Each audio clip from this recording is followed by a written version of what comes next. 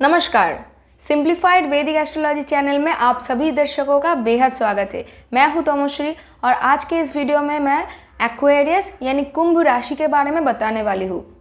तो अगर आप लोग मेरे चैनल पे कोई भी नए व्यूअर्स है और अभी तक आप लोगों ने मेरे चैनल को सब्सक्राइब नहीं किया है तो प्लीज़ मेरे चैनल को सब्सक्राइब कर लीजिए एंड नोटिफिकेशन यानी बेल आइकन को ज़रूर ऑन करके उसको ऑल पर सेट करके रखिए ताकि जब भी मैं कोई भी नया वीडियो बनाऊं उसका नोटिफिकेशन आप लोगों तक पहुंच सके।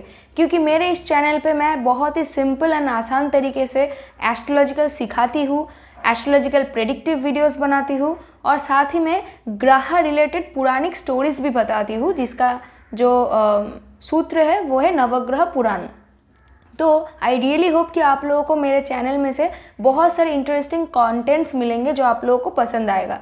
तो चलिए अब हम लोग आज के टॉपिक पर बात करना शुरू करते हैं। अगर आप लोग राशियों के क्रोनोलॉजिकल ऑर्डर को देखो तो एक्वेरियस 11th पोजीशन पे आते हैं, यानी नेचुरली एक्वेरियस यानी कुंभ राशि 11th house of hopes, wishes, desires, achievement को रूल करता है और रिप्रेजेंट करता है।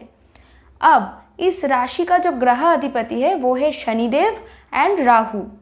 ये दोनों एक साथ मिलके इस राशि को रूल करते हैं। पर हाँ, क्योंकि सैटर्न एक फिजिकल प्लैनेट है, उनका एक फिजिकल एग्जिस्टेंस है, तो इसीलिए 90% ऑफ दिस ज़ोडिएक साइन को शनिदेव रूल करते हैं और ओनली 10% राहु रूल करते हैं, क्योंकि राहु एक छाया ग्रह है, उनका कोई फिजिकल एग्जिस्टेंस नहीं है।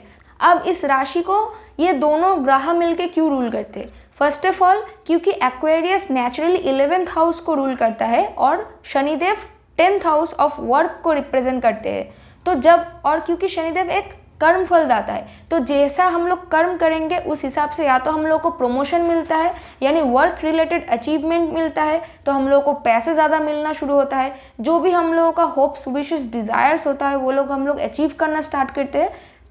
तो इसको तो या तो ये होता है, ना तो अगर हम लोग काम अच्छे से नहीं करते तो हम लोगों का ऑटोमेटिकली डिमोशन होता है, ना तो कोई स्टैग्नेंट हो जाता है, तो तब हम लोगों का होप्स, विशेस, डिज़ायर्स अचीव करना बहुत ही मुश्किल होता है।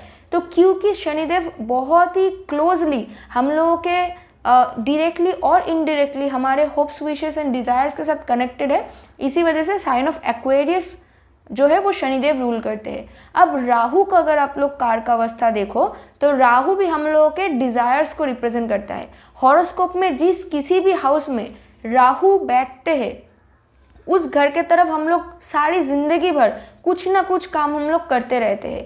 उस हाउस को एस्टैब्लिश करने के चक्कर में हम लोग काम करते हैं। ये आप लोग अगर ध्यान से देखोगे, ऑब्जर्व करोगे तो आप लोगों को समझ में आएगा कि और यही एक रीज़न है कि राहु एक पहला ग्रह है जो हमारे अंदर डिज़ायर्स इनपुट करता है। तो क्योंकि दोनों ही होप्स, विशेस, डिज़ायर्स के साथ कनेक्टेड है, इसी वजह से 11th हाउस या फिर एक्वेरियस साइन के साथ ये दोनों ग्रह कनेक्टेड है और ये दोनों ही इस राशि को रूल करते हैं। अब अगर इस राशि का सिंबॉलिज्म अगर आप लोग देखो तो एक वाटर बेयरर इस राशि का सिंबॉलिज्म है। मतलब एक बूढ़ा इंसान एक वाटर पॉट से पानी पोर करता है समाज के ऊपर। अब ये जो वाटर है वो क्या है? ये वाटर ऑफ विजडम है, वाटर ऑफ नॉलेज है, क्योंकि शनिदेव हिमसेल्फ एक बहुत ही नॉलेजेबल पर्सन है, तभी वो हमारे कर्म फलदाता है। शनिदेव बहुत ही एक्सपीरियंस्ड है। अगर देवगुरु बृहस्पति हम लोगों को पढ़ाई के थ्रू या फिर नॉलेज, फिलोसॉफी ये सब के थ्रू हम लोगों को अगर ज्ञान देते हैं, अगर ऐसे गुरु है वो, तो शनिदेव हम लोगों को कर्म करवा के वो हम लोगों को सिखाते हैं कोई एक स्पेसिफिक नॉलेज, कोई एक स्पेसिफिक ज्ञान वो हम लोगों को कर्म के द्वारा सिखाते हैं। तो शनिदेव भी एक गुरु की तरह ही है। तो एक तरीके से अगर वो बूढ़ा इंसान को हम लोग एज अ शनिदेव भी देख सकते हैं कि शनिदेव स्वयं जो विजडम वाला जो पानी है वो हमारे ऊपर दे रहे हैं ताकि हम लोग भी हमारे कॉन्शियसनेस लेवल को बढ़ा सके। थ्रू आवर वर्क हम लोगों को एक्सपीरियंस मिल सके ताकि हम लोग कोई एक सबक सीखने के बाद इन फ्यूचर उस सबक को हमारे बेनिफिट के लिए हम लोग काम में लगा सके। तो इसीलिए शनिदेव इस राशि के साथ कनेक्टेड है। ठीक है, अब इस राशि के साथ जो एलिमेंट कनेक्टेड है वो है एयर एलिमेंट। और इस राशि के साथ जो गुना कनेक्टेड है वो है तमासिक। फर्स्ट ऑफ ऑल ये क्यों है? क्योंकि राहु और शनिदेव दोनों ही तमासिक प्लैनेट्स है, तो इन लोगों का एनर्जी कनेक्टेड है इस राशि के साथ, तो ये एक रीज़न है। दूसरा रीज़न ये है कि तमासिक काम हम लोग सबसे ज़्यादा कब करते हैं? जब हम लोग कोई करप्शन करते हैं या फिर कोई उल्टा सीधा काम करते हैं कोई एक स्पेसिफिक चीज़ को हासिल करने के लिए। यानी क्या? वो भी हमारे होप्स एंड विशेस के साथ कनेक्टेड है, वो हमारे डिज़ायर के साथ कनेक्टेड है। मोस्टली जब कोई करप्शन करता है तो उसका रीज़न, पहला रीज़न, बेसिक रीज़न क्या है कि उसको और भी ज़्यादा पैसे कमाना है, वो अपने नॉर्मल सैलरी से खुश नहीं है, इसीलिए वो करप्शन करता है। या फिर किसी भी फील्ड में अगर करप्शन होता है तो उसके पीछे कोई ना कोई डिज़ायर्स या फिर कोई ना कोई मतलब इच्छा रहता है, तो इसी वजह से होता है ना, तो कोई नॉर्मली कोई उल्टा सीधा काम करेगा नहीं।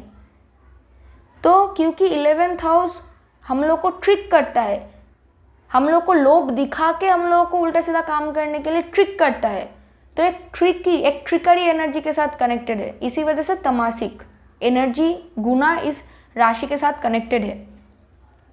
पर साथ ही में ये राशि बहुत ही एक्सेंट्रिक है, बहुत ज़्यादा अपने आप को एक्सप्रेस करने की एबिलिटी होता है इस राशि में, बहुत ज़्यादा। क्योंकि एक तो राहु होता है कि राहु को हमेशा शो ऑफ करना बहुत ज़्यादा पसंद है, और 11th हाउस क्योंकि नेचुरली सोशल मीडिया के साथ कनेक्टेड है, बड़ा बड़ा लार्ज ऑर्गेनाइजेशन, कम्युनिटी, बहुत बड़ा बड़ा जो रैली निकलता है जो कि समाज के वेलफेयर के लिए होता है, ये सारे चीज़ें 11th हाउस एंड एक्वेरियस राशि के साथ कनेक्टेड है। तो बहुत ही एक्सेंट्रिक एंड एक्सप्रेसिव साइन है ये, और इसी वजह से एयर एलिमेंट के साथ भी कनेक्टेड है, क्योंकि सोशल मीडिया के साथ कनेक्टेड है। And Gemini, Libra and Aquarius तीनों ही एयर एलिमेंट द्वारा रूल्ड होता है, पर Aquarius highest of air element है, हाईएस्ट ऑफ एयर एलिमेंट राशि है।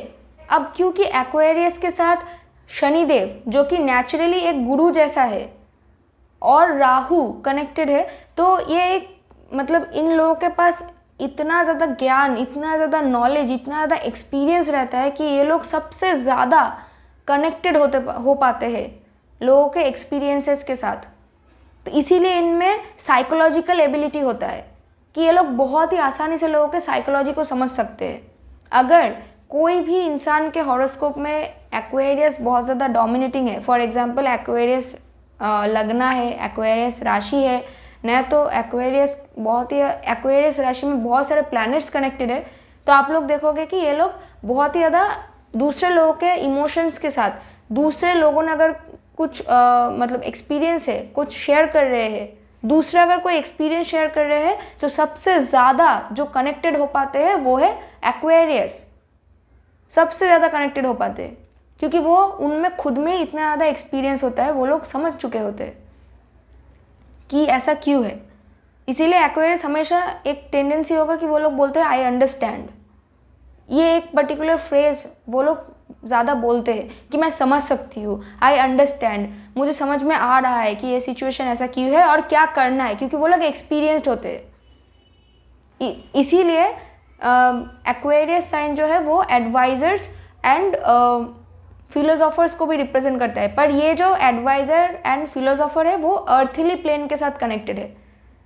देवगुरु बृहस्पति जो एडवाइस करेंगे, जो फिलोसफी वो देंगे, वो बहुत ही हेवनली होता है, पर शनिदेव जो फिलोसफी आपको समझाएंगे, जो एक्सपीरियंसेस आपको समझाएंगे, जो एडवाइस आपको देंगे, वो आपको अर्थली प्लेन में काम आएगा। क्योंकि सैटर्न एंड राहु दोनों ही बहुत ही टेक्निकल प्लैनेट्स है और न्यू एज प्लैनेट्स है, बहुत ही टेक्निकल है ये राशि, और न्यू एज टेक्नोलॉजी को रिप्रेजेंट करता है, ठीक है, मार्केटिंग को भी रिप्रेजेंट करता है, क्योंकि ये एयर एलिमेंट द्वारा रूल्ड होता है।